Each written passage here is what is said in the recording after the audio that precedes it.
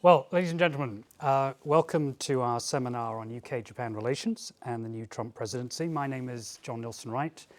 I'm the head of the Japan and Careers program at the Center for Geopolitics and also an associate professor at the Faculty of Asian and Middle Eastern Studies.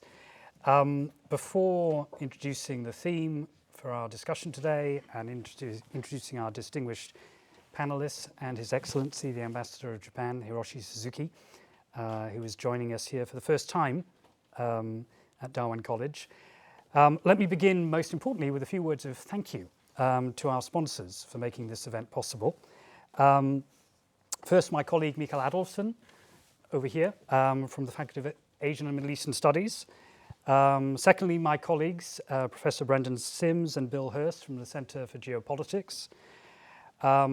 Thirdly, the Great Britain Sasakawa Foundation, which has been instrumental in bringing our delegation of scholars from Japan here today.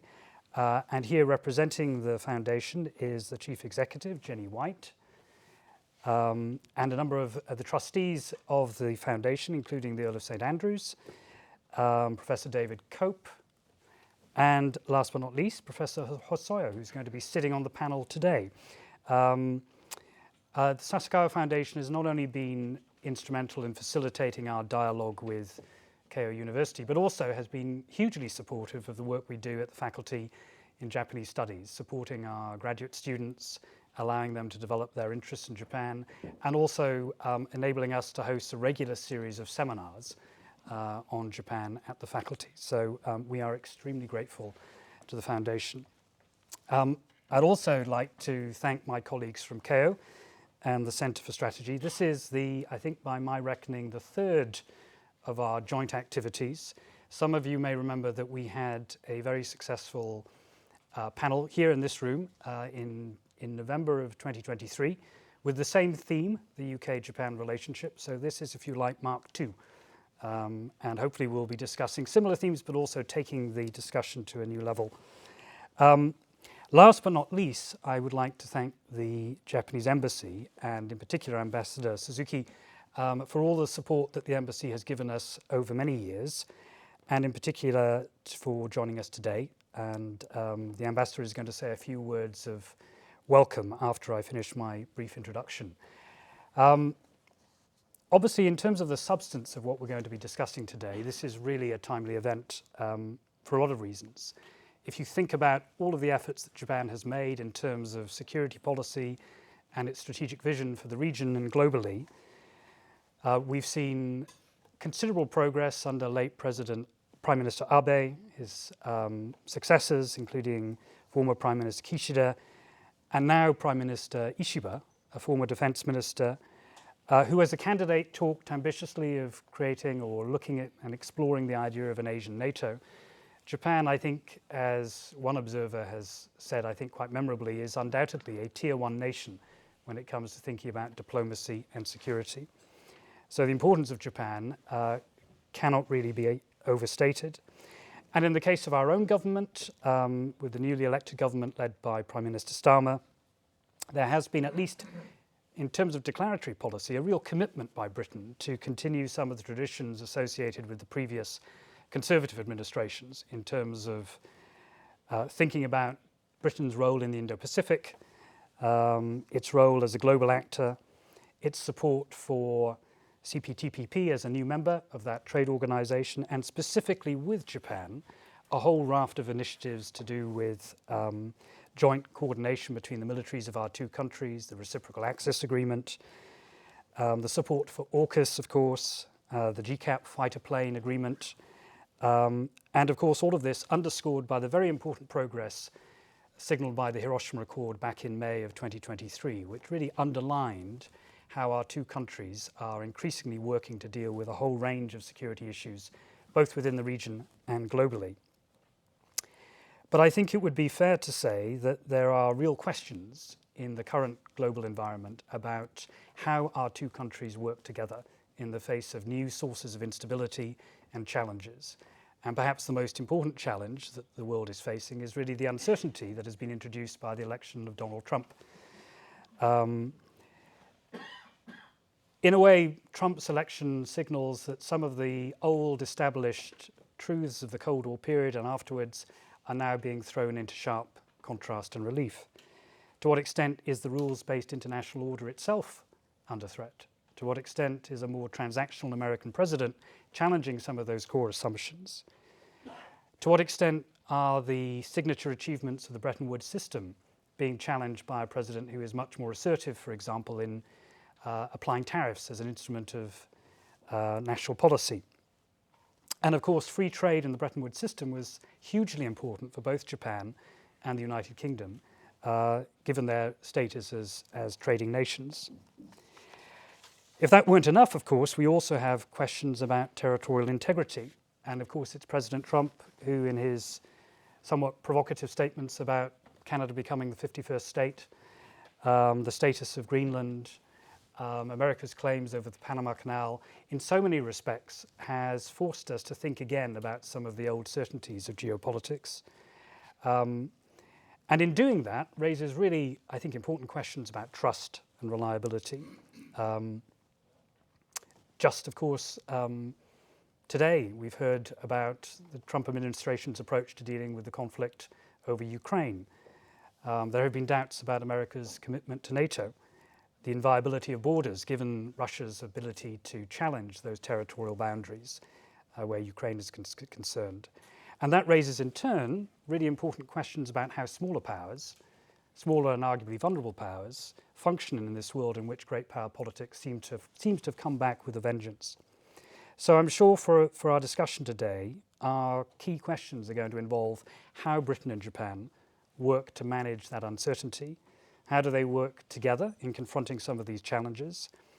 And in particular, I hope we'll have the chance to look at the question of how they relate to the new American administration and whether we have a common sense of how best to address those issues. So there will be a lot for us to discuss in just 90 minutes. So without further ado, I want now to pass over to Ambassador Suzuki. Just let me say, not only is the ambassador new to his appointment as ambassador to the United Kingdom, he's not new to the United Kingdom itself, having been here 12 years previously and on previous occasions. I feel particularly privileged to have had many opportunities to meet and work with the ambassador in the past. And so it's a great pleasure to welcome you to Cambridge and to Darwin. Ambassador.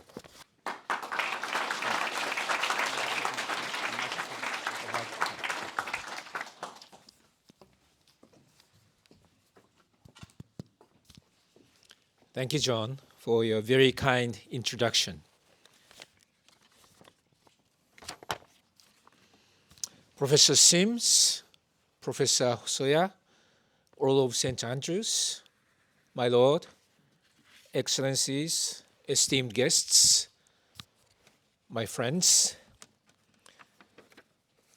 I think John has said pretty much everything I thought I was going to say.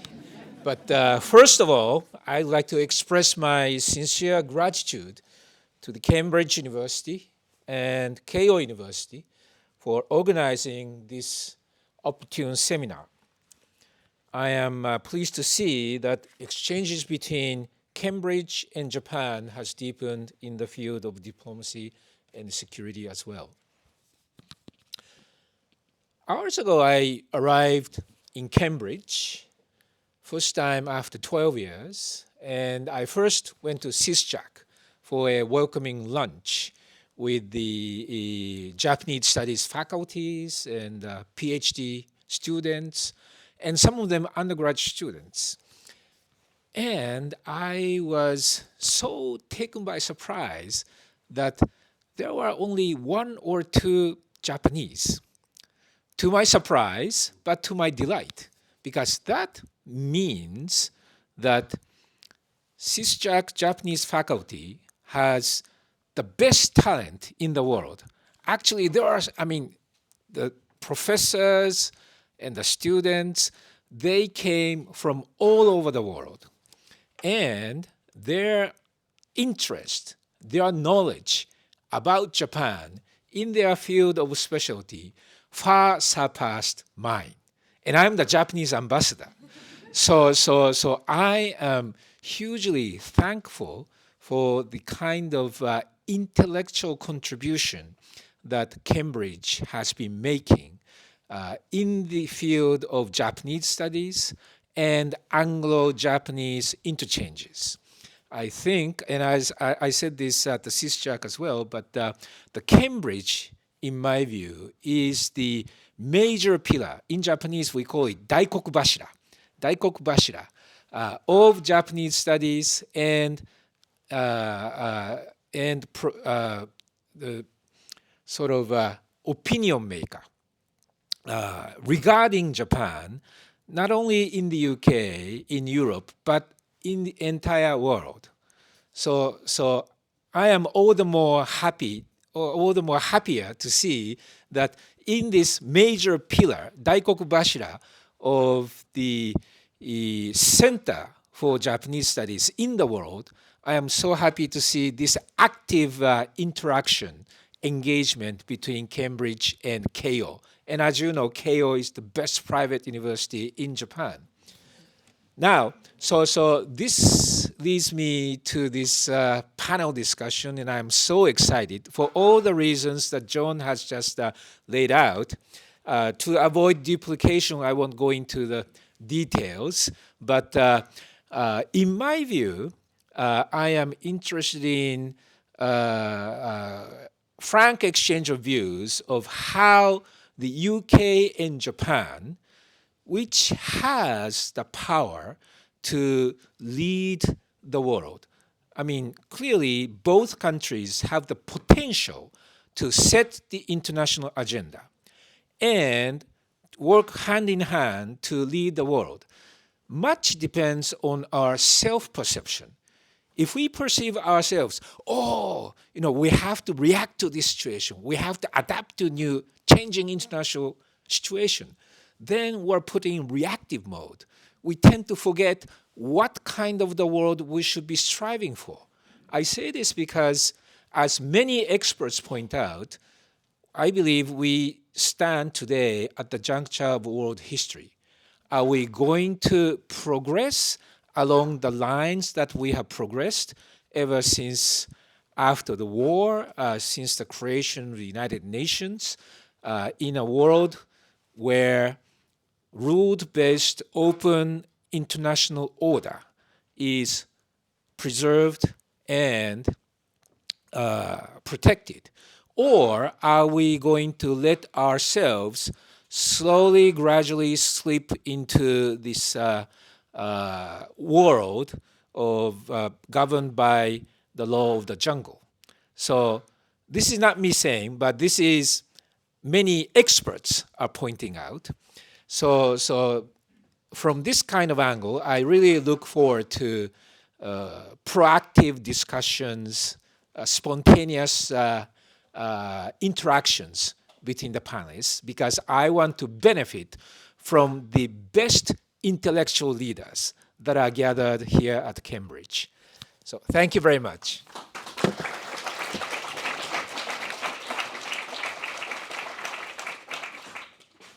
Thank you, Ambassador, and thank you for your very kind words about the Faculty of Asian and Middle Eastern Studies. We are delighted that we are becoming a Daikoku Bashira. It's certainly something I think we're going to use as part of our publicity in the future, right, Nikki?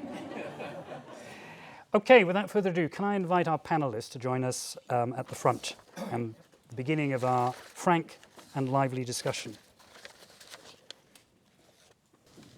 Okay.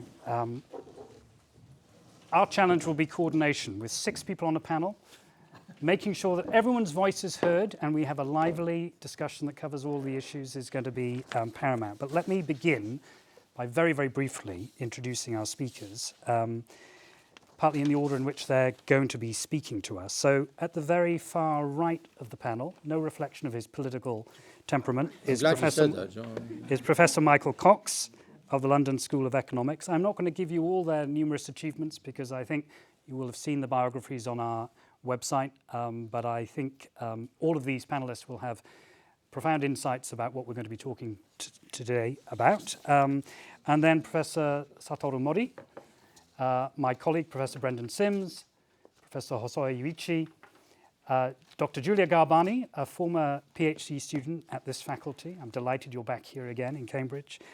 And last but not least, Professor Tsuruoka. I'm now going to sit down because we're going to have quite a lengthy discussion, but I hope you can all hear me. Yes? Wonderful. Okay. So if we might kick off, Michael, by asking you to reflect on the implications of Trump's election.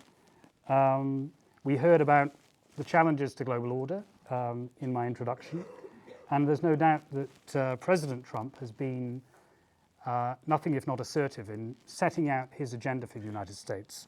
As a specialist in American politics, tell us a little bit more, if you like, about your assessment about how much of a game changer he really represents. Perhaps a minute's silence before I speak. I'll actually begin with a quote from Lenin. Why not? There are decades when nothing happens. You've all heard it, I'm sure. You Leninists out there anyway. And there are weeks when decades happen, and maybe that's a good way of thinking about what's been happening. I'm not saying that the Biden administration was boring or Obama, but nonetheless, I think even for people like myself who kind of think about these things, write about it, and try to make sense of it, the last few weeks have indeed been seriously shocking, but not surprising. And I think that's what I'd also emphasize. We shouldn't be surprised. I mean, Trump actually outlined most of what he wanted to do back in 2016, but he couldn't do it. He couldn't do it for a variety of reasons, to do with the fact he didn't even know he was going to win. His majority was slim, to say the least. He didn't have one, really. And he had to put a lot of people around him who we used to call adults in the room, i.e. people who knew what they were talking about. Now, this time round, with the size of the majority he's got, with the party that he owns, which is the Republican Party to all intents and purposes, and with the political environment that it is in the United States of America, and with the vote that he got too, and I think we've always got to emphasize that. We can all throw up our hands in horror, but Trump got more votes in 2020 than he got in 2016, which is one of the reasons he thought he had won. And he got more votes this time round than he did in 2020, about 77 million people. So there's something going on inside America, which is obviously having not only profound effects on the United States itself, but will have profound effects on the rest of the world itself. Since inauguration, it's been difficult to keep up. I've counted 60 executive orders, and they're still coming. I did a talk yesterday for a foreign policy group in London, and I live in Clapham, and I had to go up to North London. And I said, has anything happened between leaving Clapham and arriving in North London? And apparently something had, and I can't remember what it was. But I don't need to take you through all the events and all the declarations. Canada, my Canadian friends have been writing. I've never been listening to my Canadian friends for so long now. It's quite remarkable. It's a kind of boycott American goods going on in Canada at the moment, if you didn't know. It's turned the closest ally of the United States, apart from the UK, into something disagreeably anti-American, to be perfectly honest. But it's not just that. Greenland, Panama, I go on. And if you picked up the copy of the newspapers this morning, you saw on the front pages this long conversation that the president had with Mr. Putin. One of the bits at the very end of that, and I won't be too long, John, because I know you only want to speak for 3 minutes, so I'll take 20, but I won't, I assure you. No, it's okay, don't worry. One of the things right at the very end of that, I noticed he said, and we want $500 billion from Ukraine. And I thought, why? Because we've been paying for your war. And I thought, this is about as transactional as you can get. But it tells you everything, really, about the nature of this. Now, there are two scenarios. One, I think, which was hinted at in Hope, possibly, that in a way the structures will remain. The deep structures of the multilateral system are still there. The UN is still there. The EU is still there. There's still a rules-based order which many buy into, including, I know, Japan and the EU and indeed the United Kingdom, and that Trump in the end will run up against it. He'll either run up against reality or he'll run up against something he fears more than anything else, the market. And the market itself could become the great disciplining factor for Donald Trump. Maybe. But I think we've got to start with at least two assumptions, John, before I pass on. One, he means what he says and he says what he means. And this time around, the limits on what he wants to do are almost non-existent at the moment. At the moment.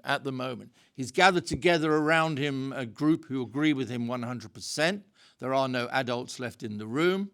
He controls Congress. He controls the Supreme Court. And by the way, I know this may sound very unfashionable to say amongst nice liberal people like yourselves, but by the way, his approval ratings have gone up, actually, over the last few days, particularly on the border and on his cuts to government within the United States. So let's not kid ourselves that somehow or another, there's something un-American about Trump or something that's not being supported also by a lot of Americans. And I think this also applies to his external policies as well. And I think we are in a very, very new world. I ask myself the question, what sort of moment is this? Because we always like historical moments, don't we? Partly to prove we read history like Brendan, but also partly to I think it's important. And I think this is a turning point moment. I think this is a real tipping point moment. It's not a blip. Is it a 1932, the realignment, re-election, which brought in Roosevelt? Maybe, maybe not. Is it a 1948 moment with the declaration of a Truman Doctrine, which defined American foreign policy and grand strategy for the next 40 years? I think it's closer to both of those than simply thinking and hoping this is some short-term blip. In other words, we're going to live with Trump and Trumpism for a very long time to come. And this is equally important at home as it is abroad. And what happens at home is also going to shape what happens abroad. And as long as his base remains strong and his popularity remains high, then we shouldn't expect very many deviations from the Trump we've already got to know, if not love, over the last 5 weeks. And on that deeply pessimistic note, I shall hand over to Brendan. Brendan, over to you. Oh, I'm sorry. I thought Brendan was sitting next to me. I'm sorry, Brendan. Sorry. So you moved away from me. I wonder why. We will get to Brendan, I promise you. Sorry, Brendan. But before we hear from Brendan, Professor Mori, just to sort of counter Michael's pessimism, to sort of grasp at a glimmer of optimism, the US-Japan relationship, certainly judging from the meeting between Prime Minister Ishiba and President Trump, seems to be plus ça change. It seems to be stable. Nothing dramatic happened. And yet Donald Trump, if you look at his track record, before he became president, identified Japan as the principal problem, that America was being ripped off by Japan. So on these issues of tariffs, the view from Tokyo seemed to expect that this would be a quite contentious meeting, and yet it hasn't been. How do you make sense of that? Okay, first of all, I want to thank Professor Sims and Professor Nielsen Wright and the Center for Geopolitics for having us today. It's a real pleasure to be able to speak here today. To answer your question, John, I think Japan is probably one of the best positioned country in the world with respect to within the Trump 2.0 foreign policy framework. This was actually manifested in the Ishiba-Trump summit meeting that took place last week. And there, Japan was able to basically secure 3 major goals in the meeting. Number one was to actually secure U.S. commitment to defend Japan, including the application of Article 5 of the U.S.-Japan Security Treaty to the Senkaku Islands, and this was very important. Number two was to sort of confirm the peace and stability of the Taiwan Strait, which is very important for Japanese security right now. And thirdly, to secure U.S. commitment to engage the Indo-Pacific region. And there, in a joint statement, U.S. and Japan reaffirmed their intention to advance bilateral and minilateral cooperation in the Indo-Pacific, ranging from the Quad, U.S.-Japan, Australia, U.S.-Japan, South Korea, U.S.-Japan, Philippines cooperation.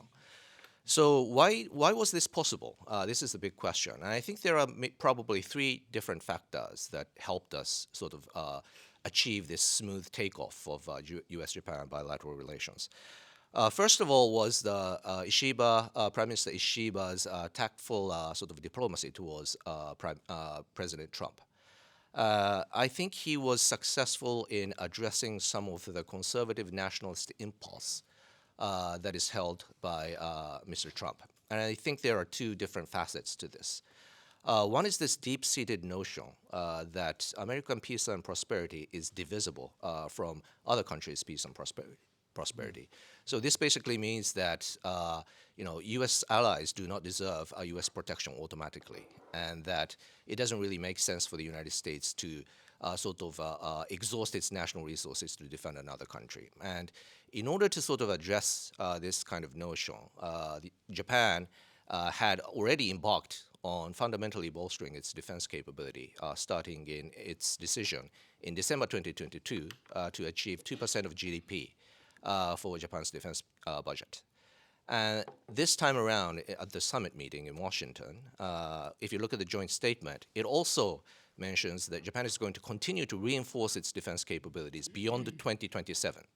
So there, I think Japan was able to demonstrate its resolve to continue increasing its defense capability and sort of send the message that Japan is going to contribute to maintaining deterrence and peace in the Western Pacific. So that was one sort of line of effort that was made to address this kind of nationalist impulse.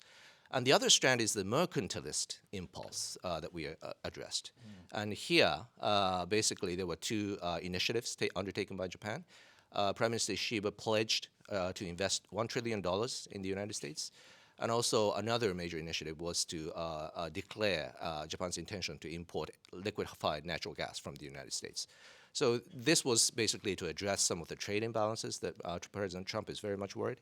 So these two efforts actually helped, I think, assuage some of the issues that President Trump held. A second factor that probably helped Japan achieve a good outcome was the existence of China hawks inside the Trump administration.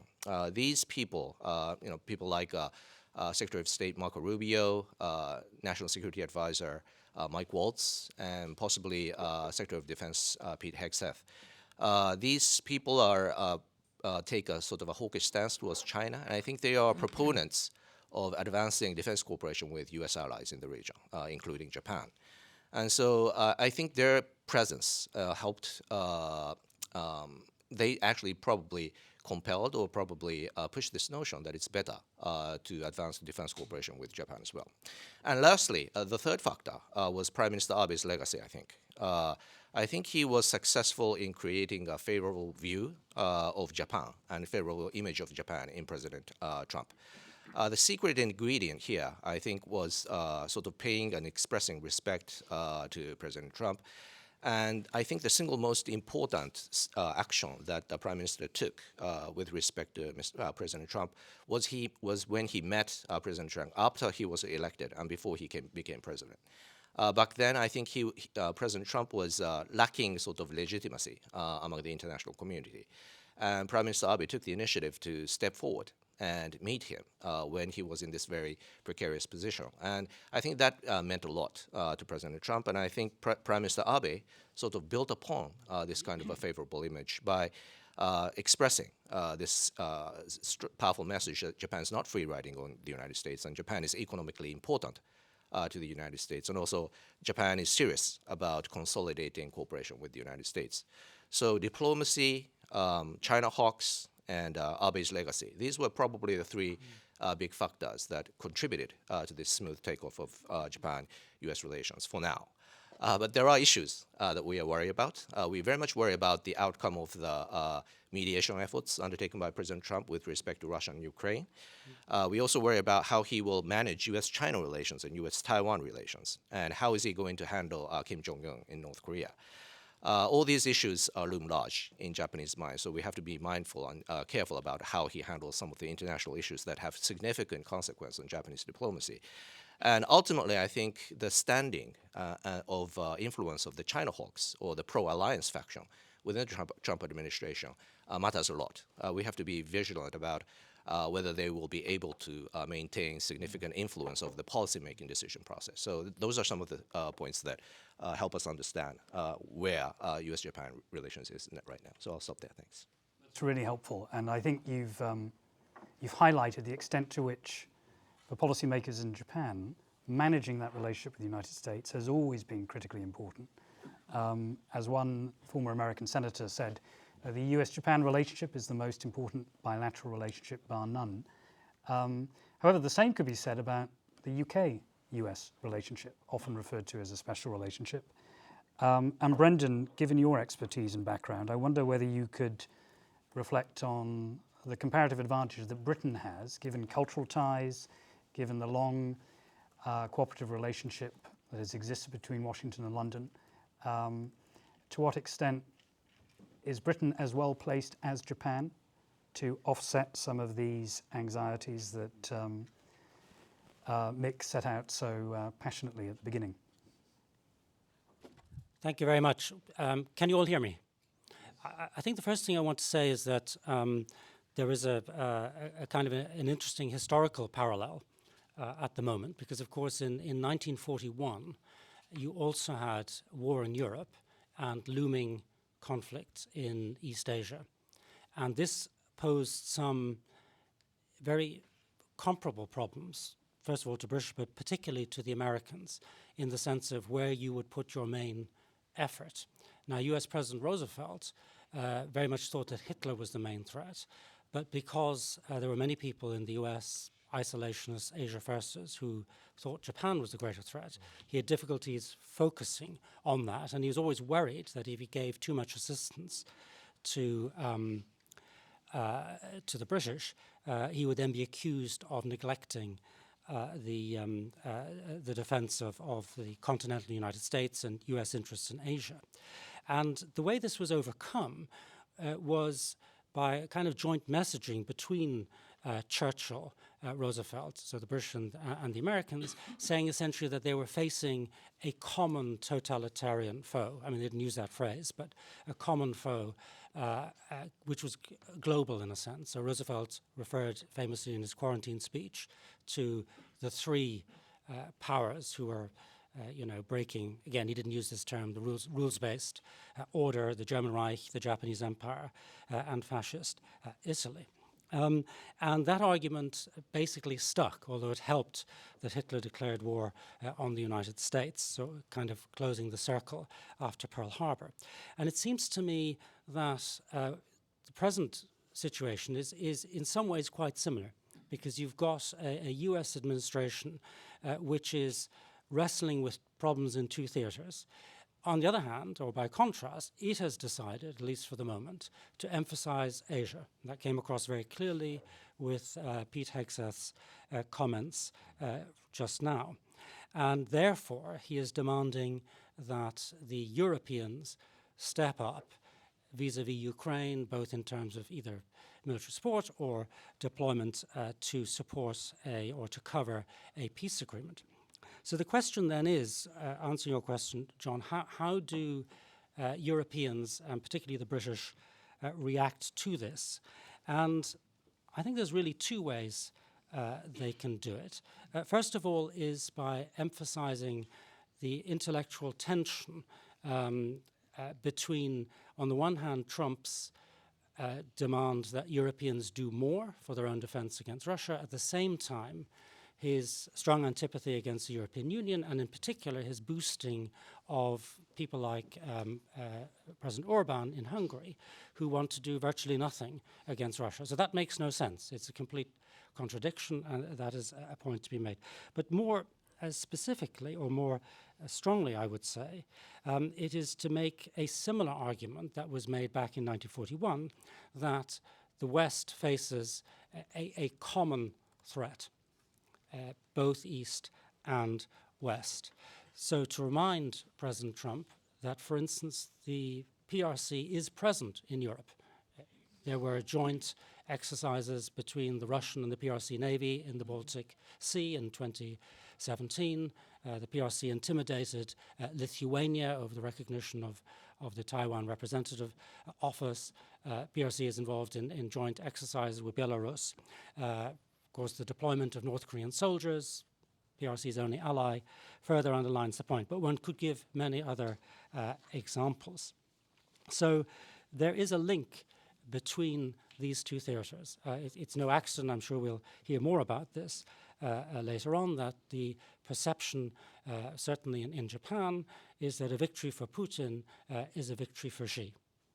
So I think the message that is being crafted and from the point of view of the United Kingdom and Japan that needs to be put across is one that I heard encapsulated actually in Tokyo when I visited there, thanks to the very kind hospitality of our colleagues in Keio.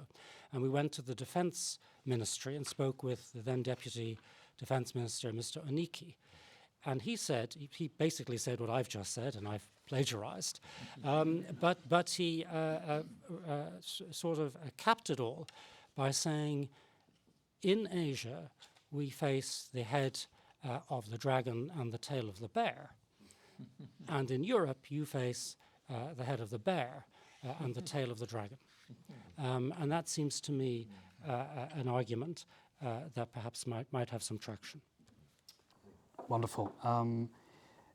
Before we pass over to Professor Hosoya, I just wanted to pick up on one aspect of the UK-US relationship. Peter Mandelson has been appointed as ambassador to Washington. Brendan, from your perspective, again, reflecting historically, how important is the role of the ambassador, do you think, in sustaining a working dialogue between the UK and the US? And in particular, any reflections on Peter Mandelson's particular qualities as a diplomat? Maybe that's an unfair question, but maybe that's for the panel as a whole and for the audience to reflect on as well. Yes, I think I'll allow the panel to answer the second part of your question. I think it's varied over time. Some ambassadors have been hugely consequential. I think Lord Halifax, for example, was quite important. After in the period during the Second World War, where he, in a sense, he escaped the reputation he had as an appeaser. Then there are other ambassadors who played perhaps less of a role. So I think the difficulty in the case of Peter Mandelson is that he's replacing a very good ambassador, Karen Pierce, who got on extremely well with Donald Trump. And so it's hard to see from the purely craft point of view the upside. It may lie in the connection between Peter Mandelson and the PM, but that's the only explanation I can think of. Okay, thank you. Professor Hosoya, Brendan's point about the increasingly integrated nature of these two nominally separate theatres raises the question about Japan's defence priorities, because just as China has a presence in Europe, we're now seeing increasing evidence of Russia coordinating with China in addressing issues that directly impinge on Japan's security, for example, over the Senkakus, joint maritime operations by Russia and China. And of course, there's been a lot of talk about a new so-called axis of authoritarian regimes, the closer coordination between Russia, North Korea, China, and also Iran. From the vantage point of Japan's security planners, how integrated is that threat? How does Japan, with limited resources, at a time when the yen is declining and the cost of defense expenditure is therefore going up, how does it make that difficult decision about how best to allocate resources?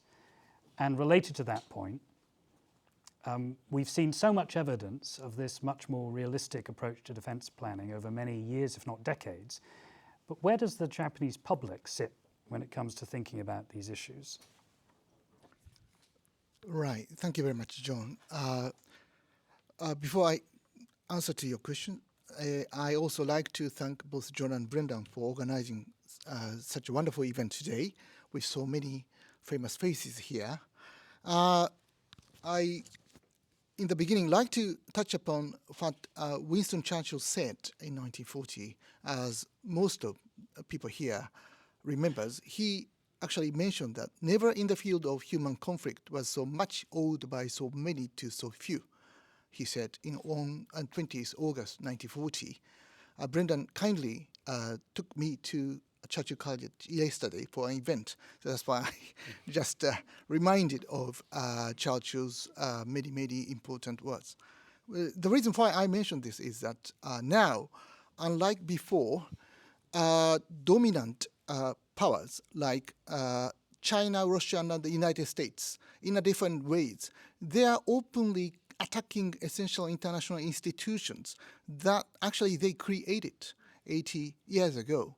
The other two permanent members of the United Nations Security Council, namely the United Kingdom and France, together with other G7 member states such as Japan, Germany, Italy, Canada, they are trying to defend those international institutions. So in this way, I think that both Japan and the UK are playing an essential role in defending the rules-based international order, which the three main powers, such as, of course, China, Russia, and United States, created 80 years ago. So I think that Japan's role in defending the rules-based international order has never so important as in the beginning Ambassador Suzuki mentioned. So in this way, I think that now UK and Japan are playing an important role, separately before, but much more together now, particularly after the start of the war in Ukraine. Soon after the start of the war in Ukraine, Japanese Prime Minister Fumio Kishida began to talk that war in Europe actually matters to Asia. At the time frame, many Asian countries are saying, are thinking that the war in Ukraine is a European war, nothing to do with Asian countries.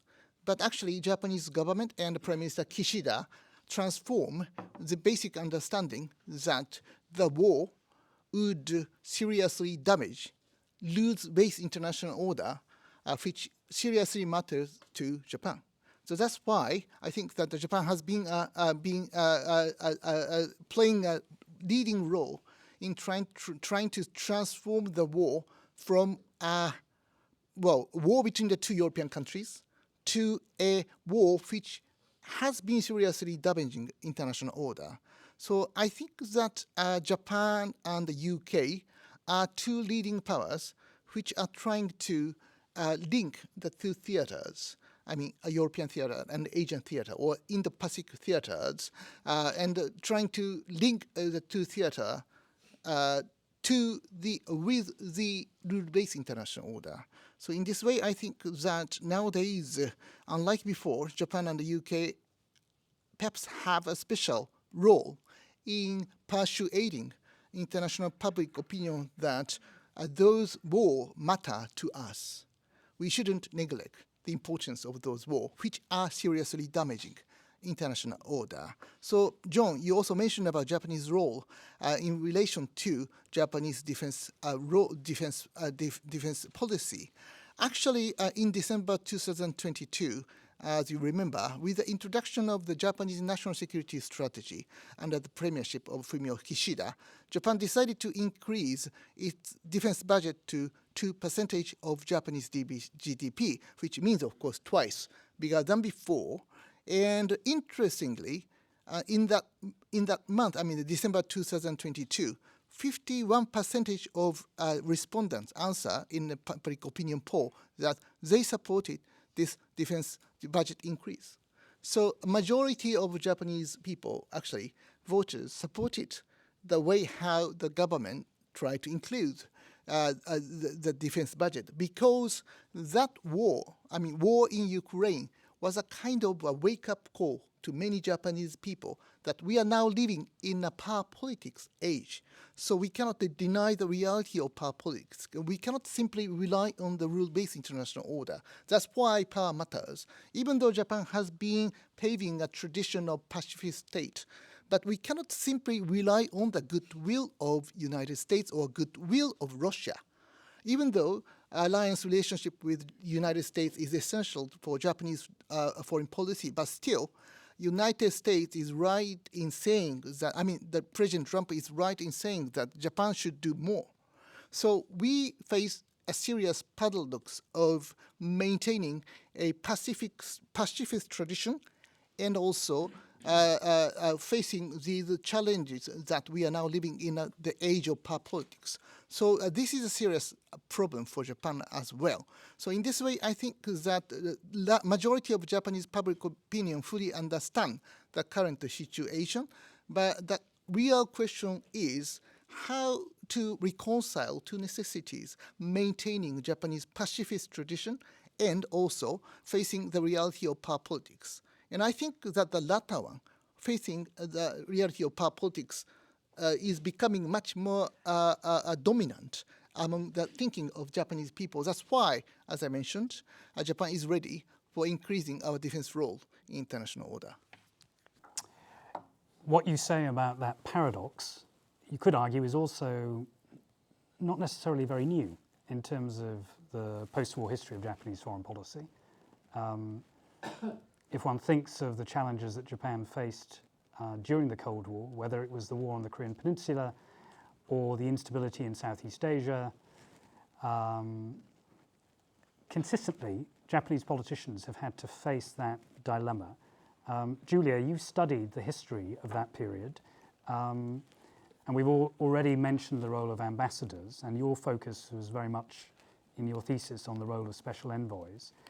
And we've also heard from Professor Hosoya about and in fact all the speakers so far, I think, have sort of highlighted Japan's strategic innovation.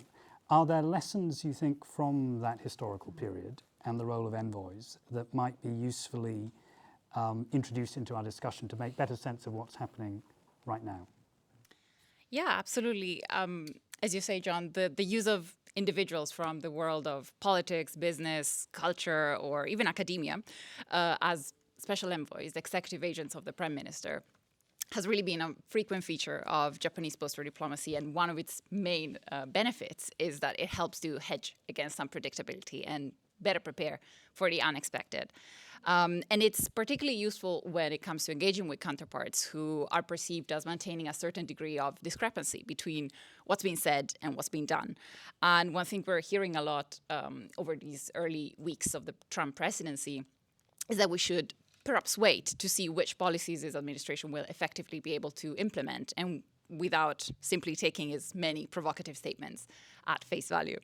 So the dispatch of an envoy or informal channels can definitely be useful in terms of gathering information, trying to work out the actual intentions of a leader that has proven to be fairly enjoying the sensationalism of tweeting major foreign policy initiatives out of the blue. And Trump himself, as any president with deep impatience for bureaucratic procedures and suspicion even for technical expertise, and here the comparison with Nixon is clear, he's someone that very much enjoys using trusted individuals as his own envoys. We've had a taste of it in his first administration when he appointed his son-in-law to the Middle East as an envoy to the Middle East. And just now this week with his golf partner and friend, Steve Witkoff, who contributed to brokering the ceasefire with Hamas and Israel and just going to the Kremlin earlier, just a few hours ago. So it's clear that Trump is very receptive to the use of diplomatic actors whose credentials are based first and foremost on personal trust rather than diplomatic experience. And that's something that to some extent plays to the strength of the Japanese traditional type of engaging with diplomatic counterparts. So the tricky part of using envoys, however, is when these personal engagements become the results of these engagements become too contingent on each individual contact. So to answer your question, John, about the lessons of the past, I think that what really stood out to me was the assessment that one of the protagonists of Japanese envoy diplomacy, Komeito leader Takehiro Yoshikatsu, he reflected on his experience as a key special envoy in brokering the normalization with the PRC in the early 70s. And he said that, after all, it wasn't that difficult to engage with China because for the Chinese, foreign policy was, and I quote, about principle rather than people. And I would argue that for Trump, it's the exact opposite. And just to tie back into what Professor Mori was saying earlier about the inclusion of the Senkaku in the joint statement between Trump and Ishiba, Ishiba himself just a few days ago reflected on his trip on an interview on Japanese TV, and he said that the way he made sure that his visit was a success was by avoiding to talk about principles. He knew that he couldn't talk about the rule of law, and instead he had to talk about concrete, action-driven examples, mentioning unilateral, forceful change of the status quo in East Asia, mentioning the Senkaku, obviously, to which Trump was forced to agree, obviously. But it remains to be seen whether each engagement will be successful. So that's very tricky territory for Japan. Okay, thank you. But interesting to see all of that adaptation in the face of the potentially the unique personality of Donald Trump, which leads me to Professor Tsuruoka. And I really wanted to come back to this question of how Japanese politicians and civil servants see the relationship with the United Kingdom, and specifically the areas where Japan can build on the success we've seen so far, whether it's AUKUS or other initiatives. Is there an opportunity for Japan to play a role in that context? Prime Minister Ishiba talked about this concept of an Asian NATO. There's been some suggestion that there will be efforts now to reach out more directly to China, even some speculation about a possible visit by Xi Jinping to Japan at some point this year. Is this a fault line that is going to emerge in the coming weeks and months between Tokyo and Washington, or even potentially between Tokyo and the United Kingdom? How is the Ishiba administration going to build on the success of past agreements with the UK and avoid some of these tensions? Okay, thank you very much, and thank you very much for the invitation, and I'm very pleased to be here tonight. The different prime ministers have different ideas, of course, and also if you become prime minister and then you want to differentiate yourself from predecessors, it's just natural. So Mr. Ishiba has different ideas, and he's different person from Mr. Abe or Mr. Kishida, and it's just natural. But the problem for Japan is that we need to face the reality.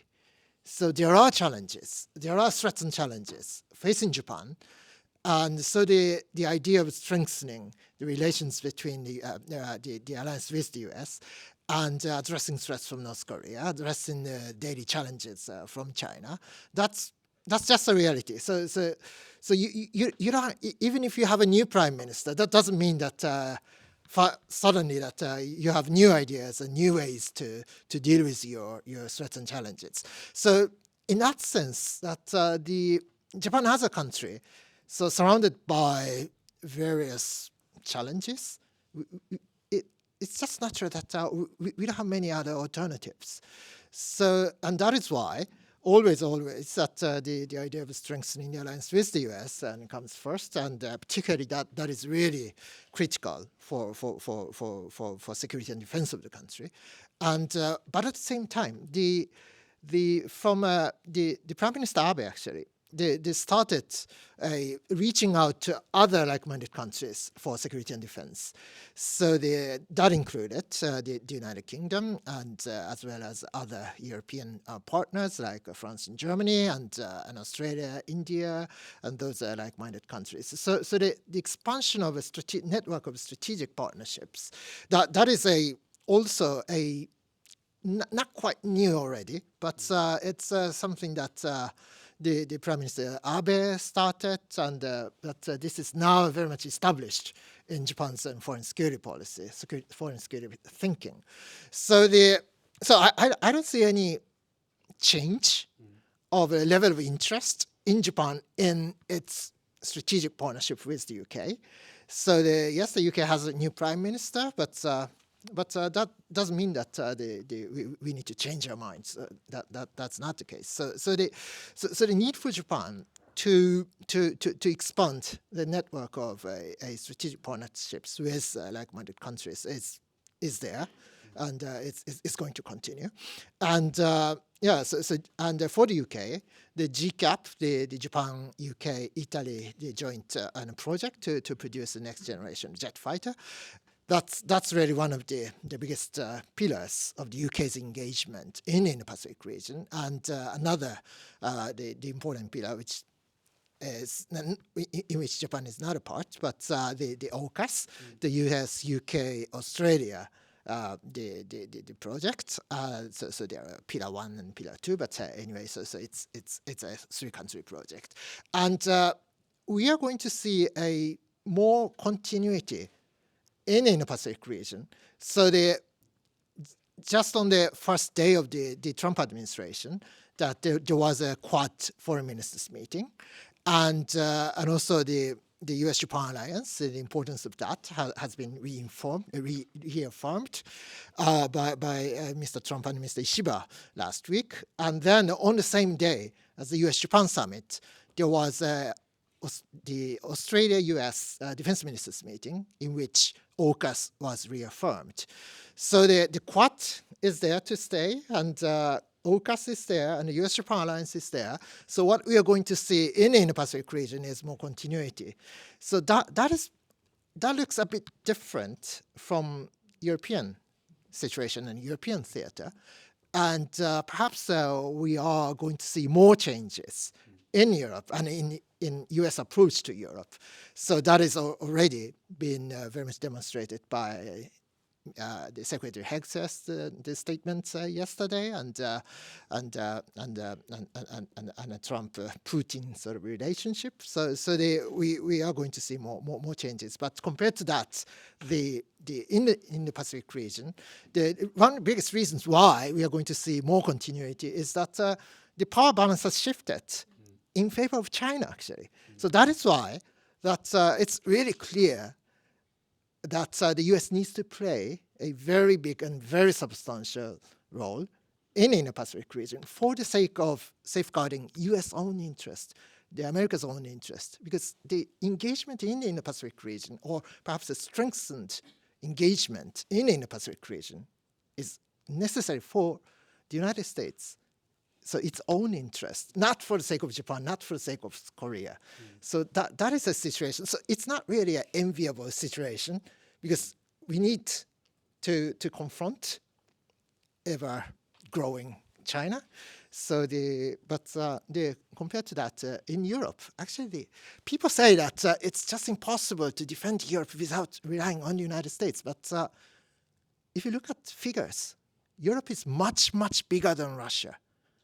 So even when it comes to defense spending, Europe spends much more than what Russia spends. So 3 times, actually, now that the European defense budget is 3 times as big as Russia. And when it comes to GDP, it's more than 10 times. But in Asia, China is much bigger than Japan. So this is just the reality. Thank you. So we've moved along the panel from acute pessimism to more optimism, or at least a more continuity. Maybe that's a fairer way of putting it. I'd like to, before we open it up for questions from the floor, I just want to come back to Mick and ask him to reflect a little bit on U.S. policy specifically to Asia, and to, in the spirit of devil's advocate, suggest that maybe we might actually see much bigger change in Asia, particularly over the issue of North Korea, because Kim Jong-un allegedly has a very close, if not intimate, relationship with Donald Trump. They've exchanged love letters. Are we going to see a new rapprochement, which might radically change the dynamic in Asia? Or is it all going to be about China and Taiwan? It's just the image you just use of intimacy between. Anyway, yeah, clearly. I mean, and in a way, I'm a kind of. I live in Europe, and I'm struck. And interesting to hear what our colleague along the table said, and obviously don't disagree. You know, continuity. It's going to be a bit different in relation of the Asia-Pacific region, Indo-Pacific region, whichever you call it. There'll be greater continuity, and it's quite possible. It's quite possible. That's not how it feels over here. I mean, I would be even more pessimistic than I was in my first round of comments by saying I think the whole basis of the transatlantic relationship is now at stake. I think it's that serious. So I think there is a worry I have too, is that, you know, we've got two areas of the world, and I'm not going to put this bluntly. We're okay, Jack, because we're over here in Asia, and Trump's going to be nice to us, and anyway, because of all the reasons you've given, it'll be continuity. and there's Europe over there. I mean, I put it rather crudely, but there's Europe over there, and now they're in trouble. Well, that's their trouble. And I worry. I do worry. I really do worry about a separation in terms of regional perspectives. Whereas I think we've got to look at this entirely internationally and globally as interconnected. And that was precisely your point, Brendan. It's all very well for the United States under Hesketh and others to say, well, Europe, you look after Europe. We won't do much there now. And we'll look after Asia. And that's essentially what he said in that conversation with Putin and what he said in previously. It's kind of division of labor. Well, it's completely phony. Because I think Brendan pointed out, and I'd even emphasize it and push it even stronger, the connectivity between the two, the stability and order and prosperity of Asia is dependent on the same in Europe. And the stability of prosperity of Europe is entirely dependent on that of Asia. It's all very well to say we're living in a deglobalized world. I don't think we are. I think globalization goes on. The economic connectivity between the two parts of our world, and indeed the global south, continues. And it's very, very strong indeed. The other point that's made, and this is why there is connectivity, and again, this is something I'm writing about and trying to write a book on, is the Russia-China relationship. I back in 2016, this is one of the very few predictions I think I ever got right, John, by the way. IR's not been very good at the future, has it? Historians have been better at the past. IR's been hopeless about the future. But one of the things I kind of divined, I suppose, because I've been studying the Soviet Union for over 25 years, and then thought I had an idea about what Russia was about, I kind of thought that relationship was going to get bigger and deeper and stronger. For a variety of reasons I could go into, which I wrote over about 8 or 9 years ago. And through the whole of the war, that relationship has not only gotten stronger, Russia's capacity to wage the war has become dependent on China. I mean, it isn't they provided direct military aid. They've been careful enough on that because of sanctions. But nonetheless, we got a massive list and a massive amount of information and empirical stuff to show how China's role, not just in terms of telling the story, which is a Russian story, or mobilizing the global south, but also in terms of the indirect forms of dual-use technologies and the rest, which made Russia's gains in this war, Putin's gains in this war, so important. So, one of the things I find disturbing, and I do find worrying, is when the United States, which for good or ill, warts and all, badly sometimes good, sometimes not so good, it's a global actor, and it's until now has seen a kind of series of connections. One thing connects to the other. It's all interconnected. If one thing happens in one part of the world, it therefore affects what happens in other parts of the world. What this administration is doing intellectually and philosophically, it seems to me, is separating out that. And also separating out itself from what happens in Europe, or indeed what happens in large parts of the world. Because, at the heart of Trumpism is the American economy. And it is build back America, bring jobs home. It's America first, but it's the American economy first. And if you run a foreign policy purely on an economistic basis, then the rest of the world has problems. Simple as that. One final point, very, very briefly, on the UK. I don't want to get too much into this, and even about Karen Pierce, who I thought was a brilliant ambassador, by the way. And by the way, I taught her 10 years ago at the LSE, so there we are. I get a plug-in for the LSE here, so she was a brilliant student too, naturally got a distinction, no trouble.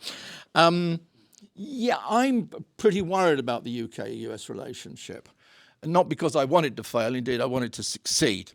And Biden kept that hope alive, as indeed Biden kept hope alive with the transatlantic relationship. All that is now up for grabs. We can talk about the special relationship, the economics, the investment, the million jobs over here, the million jobs over there, the nuclear sharing, the importance of language, culture, golf, whatever you want to add on to it.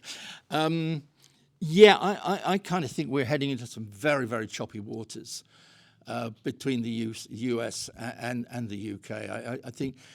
I think some of the people I've spoken to in London, without mentioning names or places, I think are worried too, are deeply worried too. The only way that you can kind of negotiate with Trump, it seems to me, is by saying yes.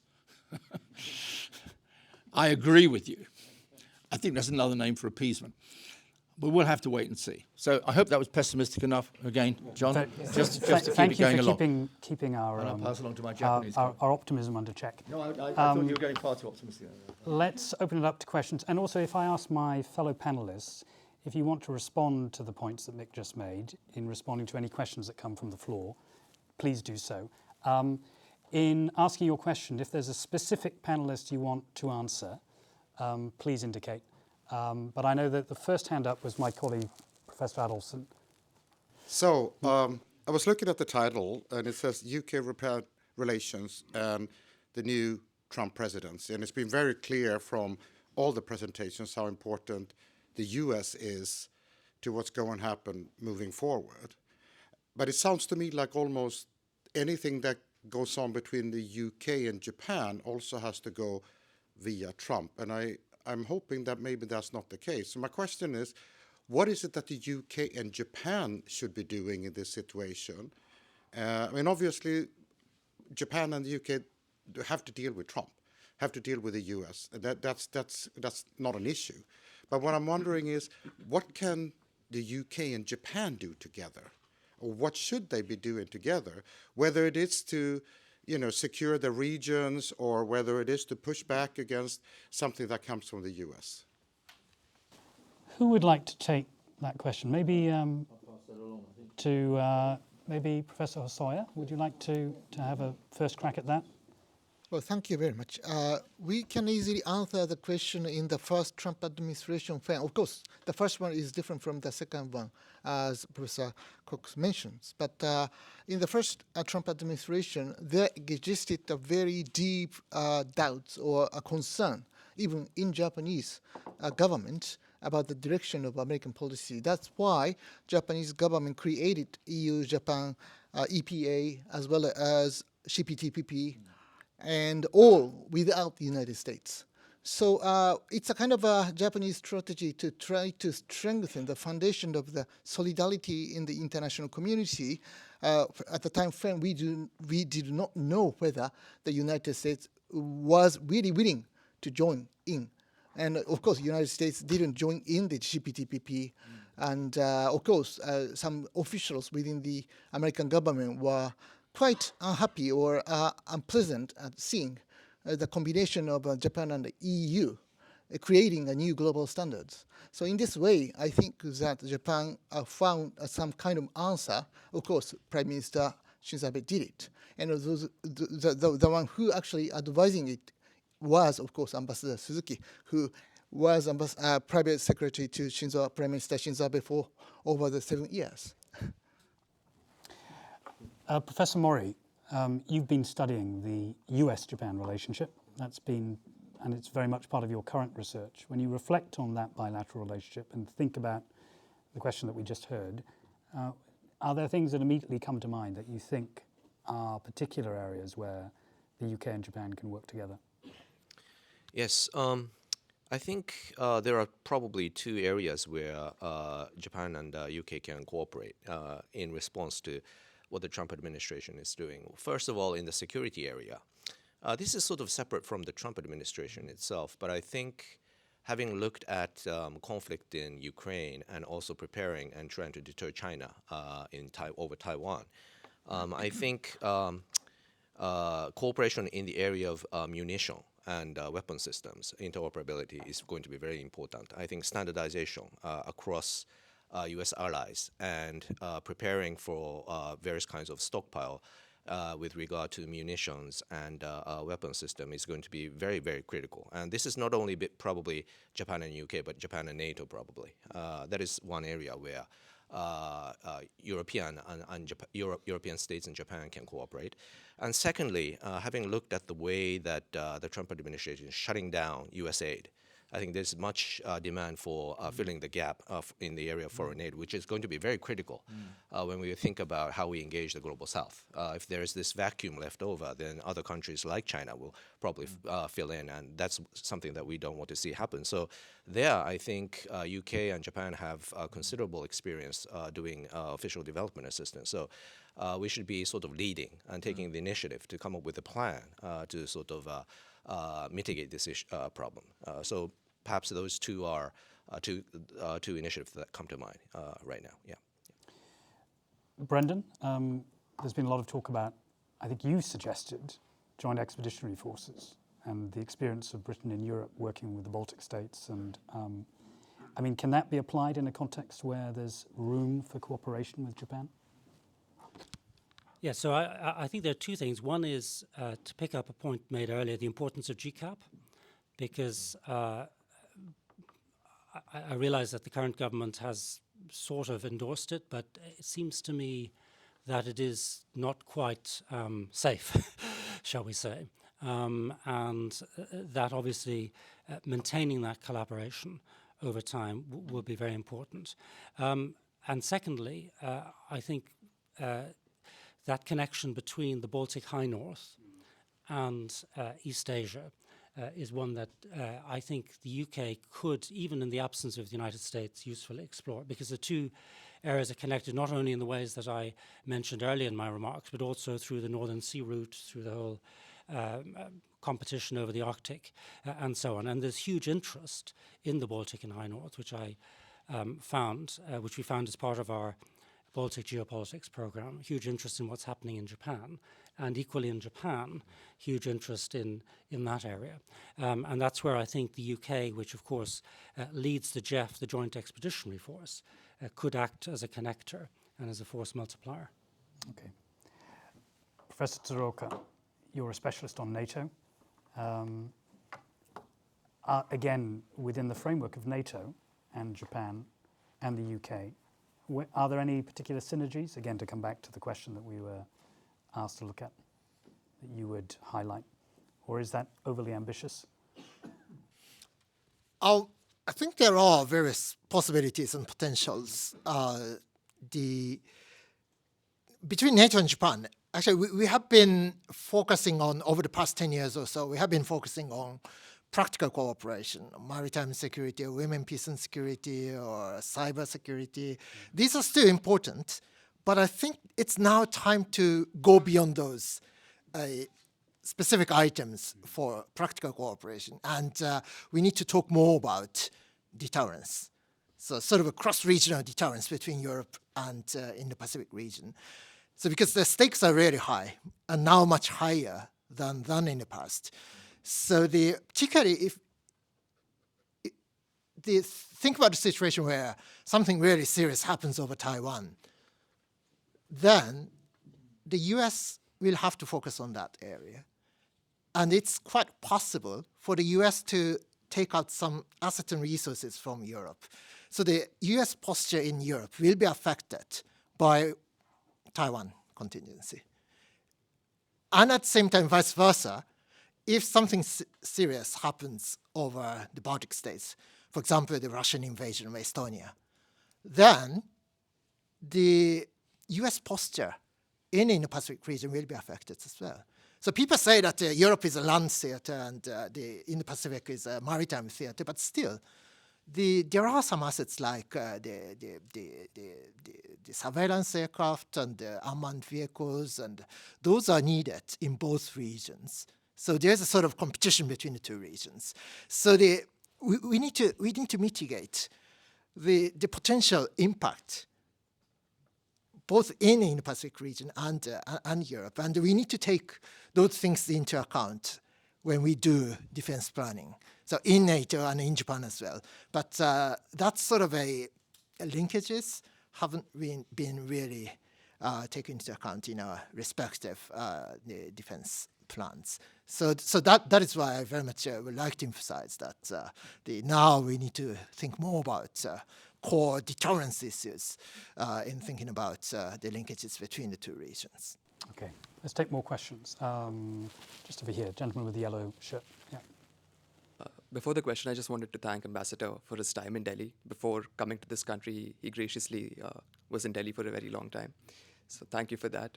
The question being, a couple of years ago, there were whispers which percolated down to Delhi that if something happens over Taiwan and Taiwan falls, Japan might think of getting the nuclear option and followed by South Korea. So is there any truth in that? Is there some sort of a thinking on those lines? I think a little light on that would be helpful. Thank you. Okay, who would like to take that easy question?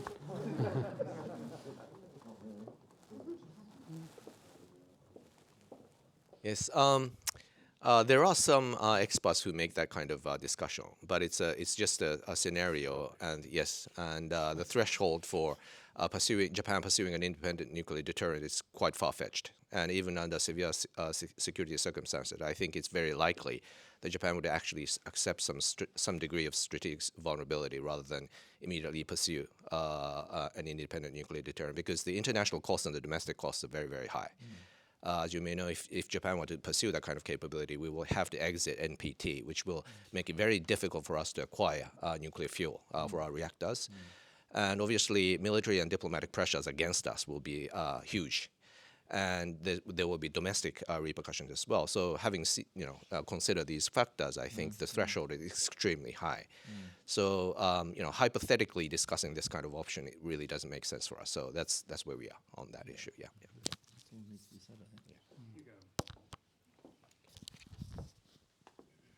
Thank you. Perhaps I can row the conversation on Taiwan back a few stages.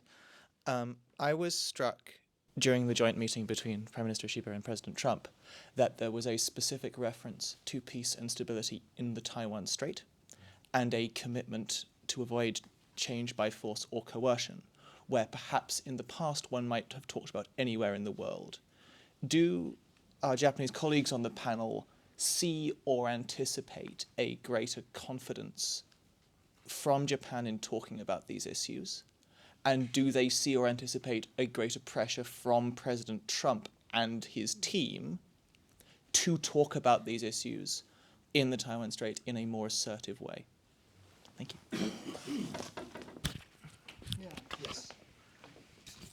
Thank you very much.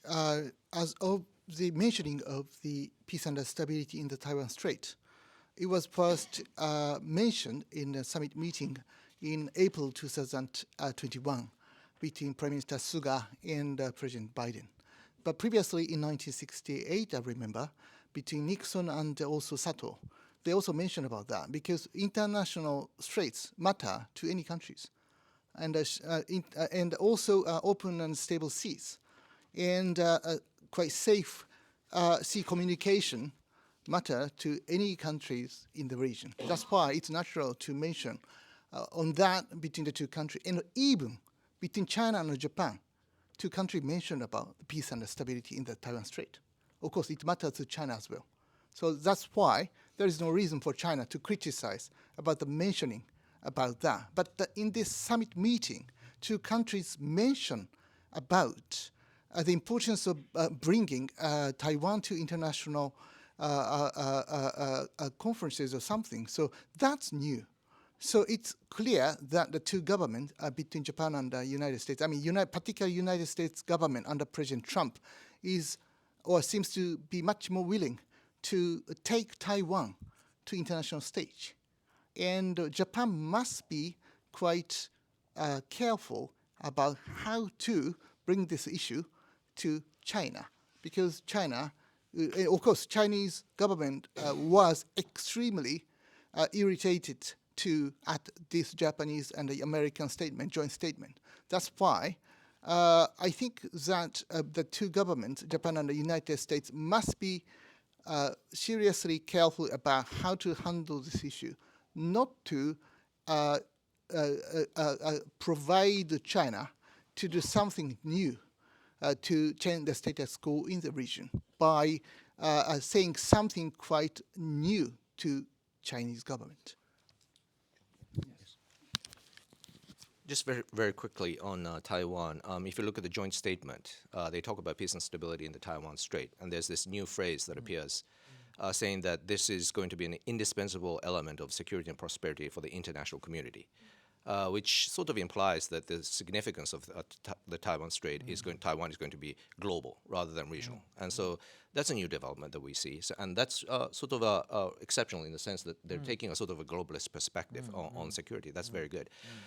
Second point, the Biden administration President Biden used to say that the United States would defend Taiwan if China invaded Taiwan. And White House would follow, saying that the existing policy does not change, right? I think this position is going to be reversed in the Trump administration, meaning that I think his national security team would be much more forward-leaning and probably more stable in terms of supporting the defense buildup of Taiwan. And they would be much more forward-leaning, and yet the president is going to be rather ambivalent and ambiguous about how he's going to respond to a potential Chinese aggression towards Taiwan, and that I think could sort of create some sort of anxiousness among regional states. But we'll have to see what kind of discussion is going to actually take place between Mr. Trump and President Xi when they actually have a summit meeting. I think the existing notion is that he's not going to use Taiwan as a bargaining chip because he learned a lesson from the first time that Xi Jinping is not going to accept that kind of approach, and it's not going to actually work on China. And so hopefully it remains that way, but we'll have to see how he handles Taiwan. Yeah. I'm not a specialist on Taiwan, but just a couple of points on Trump and Taiwan, but he has made statements on Taiwan, and one was about the chips industry and taking away the American chips, if they ever were American, which is debatable. That was pretty dramatic. And secondly, sending a message out, which if I'd been sitting in Zhongnan High, I would have felt, well, this sounds quite good. It didn't sound like the strong defense of Taiwan's independence, although America's position is not one of independence, but simply defending Taiwanese.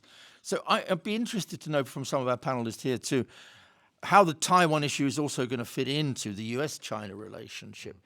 Because, some of Trump's statements have been quite interesting on Taiwan, have been somewhat disturbing, I know, for some of our friends in Taiwan itself. But anyway, just a thought there, by the way, John, without being too pessimistic, I hope.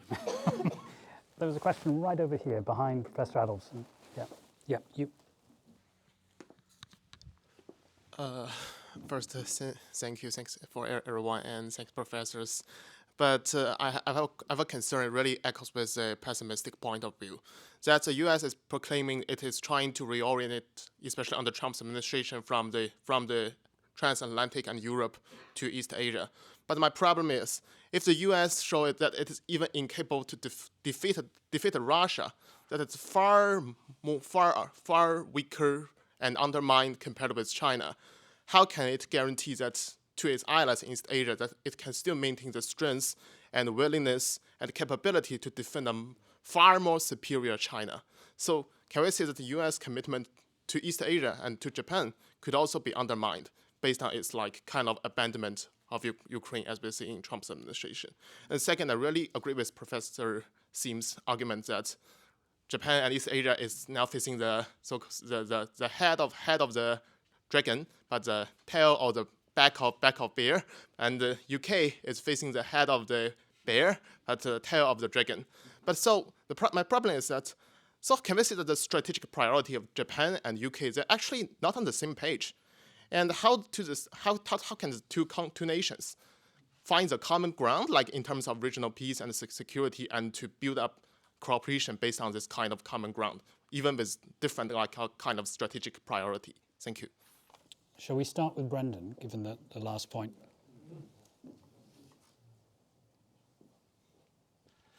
Well, I think you've put your finger on the key point, which is that if the U.S. commitment towards Europe is shown to be undermined, then that will undermine the the credibility of the guarantee in East Asia. And that's precisely why, as we've already elaborated on a number of occasions on this panel, why there's such anxiety, particularly in Japan, around what's happening in Ukraine. By the way, the reverse historically has also been true. I mean, among the people who were very strong in trying to persuade the Americans in 1950 to defend South Korea were actually the Europeans, because they thought, this would be a bad precedent for Europe. So where that leaves the practical issue, which is the second point you address, of how then do you, as Japan and as the United Kingdom, actually operationalize this realization that security is indivisible? That's a much trickier question, because resources are limited. Ships can't be in two places at once. But at least on the UK side, there is the idea that there will be a carrier deployment, I think basically every 2 years. There is a sort of a commitment to backfill in the Indian Ocean. And so bearing all of that in mind, I think does help on the UK side to contribute to deterrence in East Asia. And one anxiety I would have at the moment is that the current government is putting, to my mind, too much emphasis on Europe to the exclusion of Asia. I mean, it talks the talk on certain issues, but economically it's opening up or attempting to open up more to the PRC, which creates a vulnerability and also a potential area of tension with the Trump administration.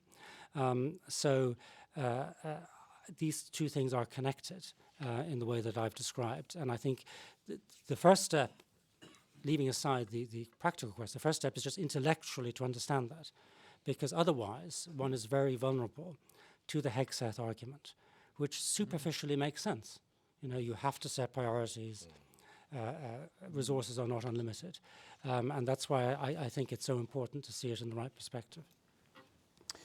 We're almost out of time, and I want to make sure if there's anyone who has a burning question at the back of the room, because I've seen some hands go up, but not now, unless there's more questions. Yes, over here. Okay.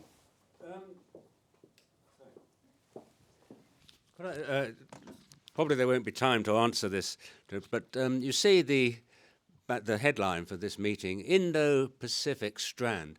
I haven't heard one mention from any of the panelists about the Indian Ocean and India. Did you? Not very loudly. Oh, well, perhaps you didn't have that.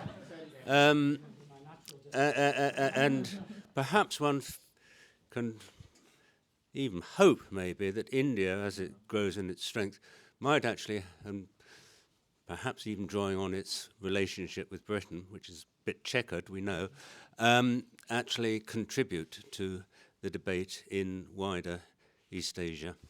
Okay, and I think there was another question right at the front. Was that right? Yes, yeah.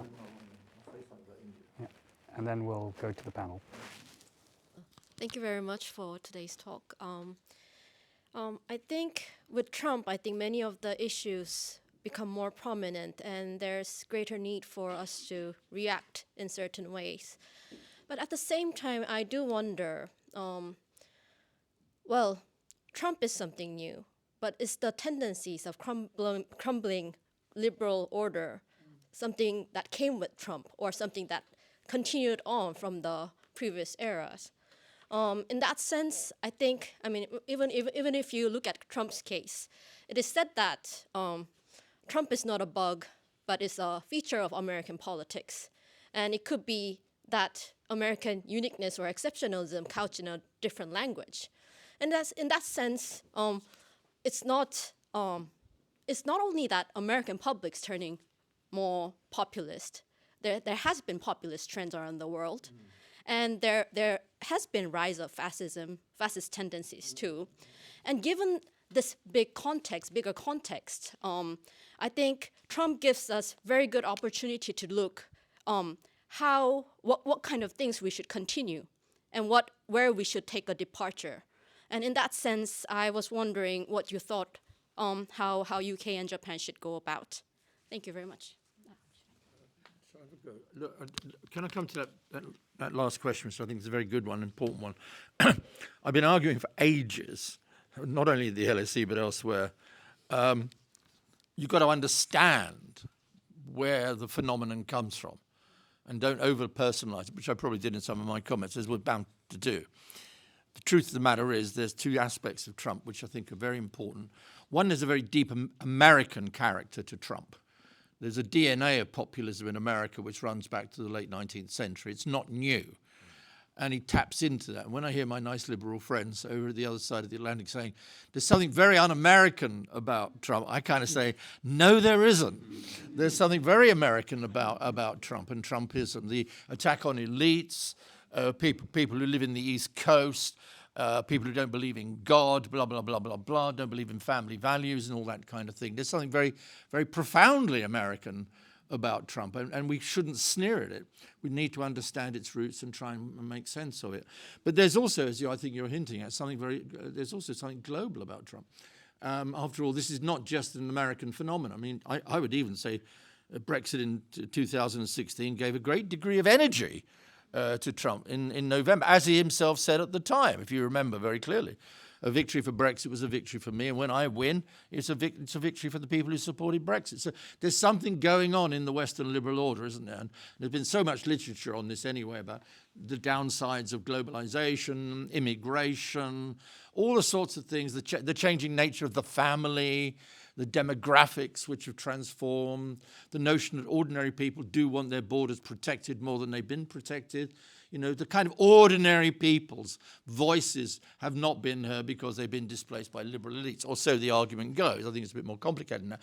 But I think it is the case, and this is where I feel the left has failed, and I think the Democratic Party failed, actually in not addressing some of the big issues that Trump took on full face and started talking about. Now, he talked about them in his own particular way, about the condition of ordinary working class people, the borders, and all sorts of other things going on in American society.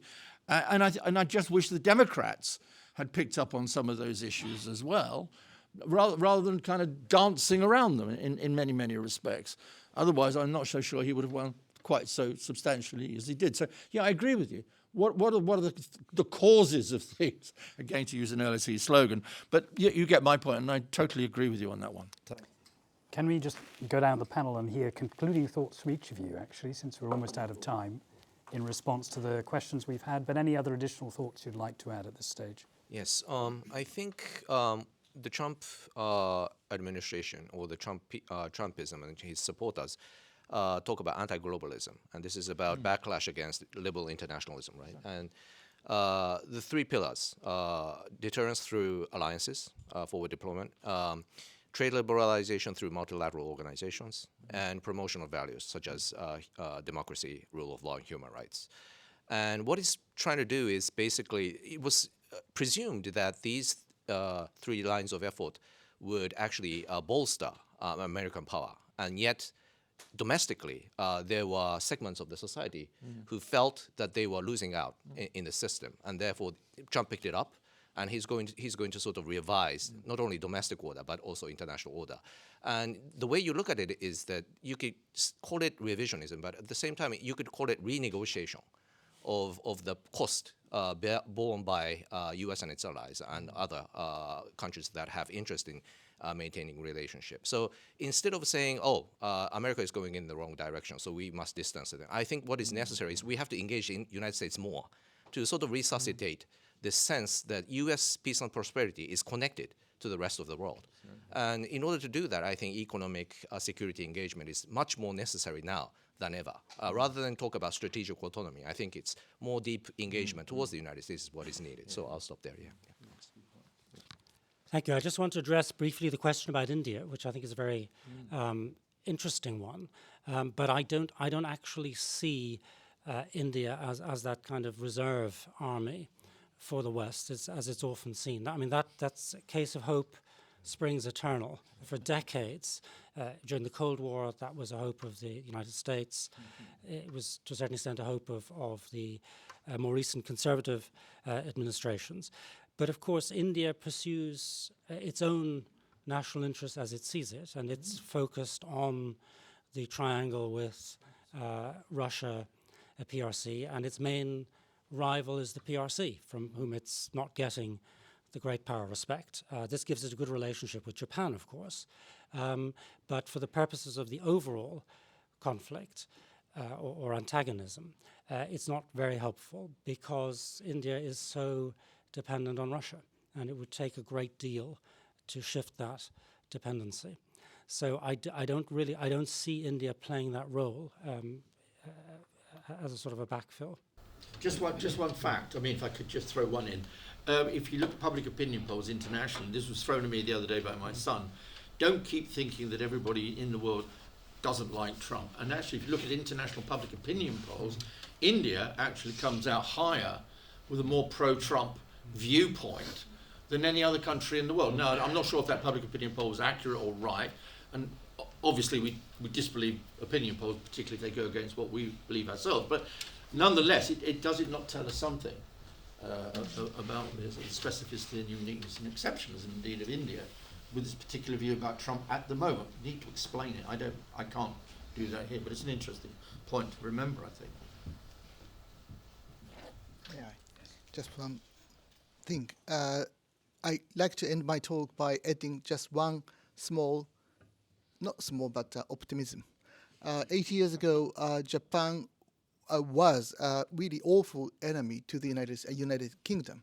So United Kingdom, UK was alone in fighting against authoritarian regimes, and Japan was enemy to it. But now Japan is one of the closest friends to the UK, which is defending a British mission to try to defend international order, or rule-based international order.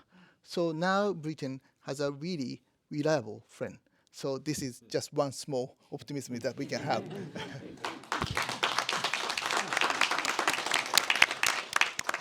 Julia, would you like to make some final comments? Yeah, I thought I'd share something interesting that I found in my latest archival trip, which always reveals fascinating insights, especially from memos of Japanese diplomats that have not been approved by the Ministry of Foreign Affairs yet.